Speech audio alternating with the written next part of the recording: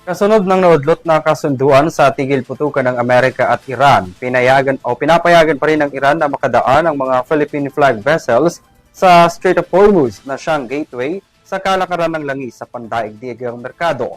Samantala, tuloy pa rin ang ASEAN Summit sa susunod na buwan kung saan inaasahang tatalakayin ang enerhiya at food security. Narito ang balita ni Alvin Pelobelio. Sa gitna na nagpapatuloy na sigalot sa gitnang silangan at sa noon siyaming 2 linggong tigil putukan sa pagitan ng Amerika at ng Iran, nananatiling usapin maging ang seguridad ng mga barko sa Strait of Hormuz, ang gateway sa pandaigdigang supply ng langis. Sa isang virtual press briefing ng Association of Southeast Asian Nations o ASEAN, binigyan din ni Foreign Affairs Secretary Maria Teresa Lazaro na siyang chair ng regional bloc na nananatili aniya ang napagkasunduan ng Pilipinas at ng Iran na ligtas na pagtawid ng mga Philippine flag vessels sa Strait of Hormuz.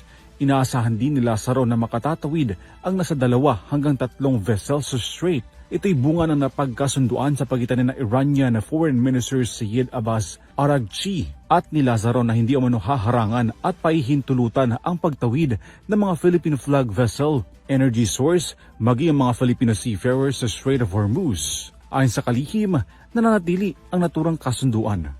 The agreement between the Philippines and Iran through the discussions that we had will remain the same. In fact, just last Saturday, the Iranian ambassador called me up in view of the 2 or 3 Philippine flag vessels that hopefully will be due to pass that strait. I mean, the safe passage. So, as of now, based on the discussions, the agreement between the Philippines and Iran remain.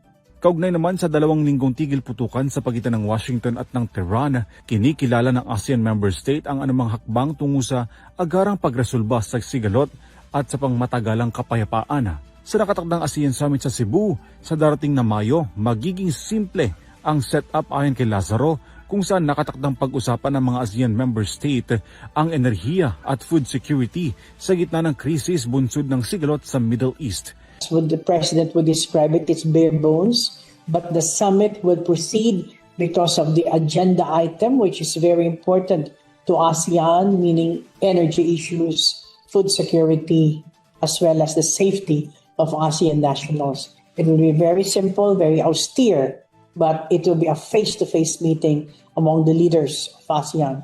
Sa kabila ng 2-week ceasefire, tuloy pa rin ang mga pag-atake ng Israel sa mga Palestinian state gaya ng Lebanon, bagay na nagpapahirap umano sa pag-usad ng tigil putukan ayon sa ilang mga analysts.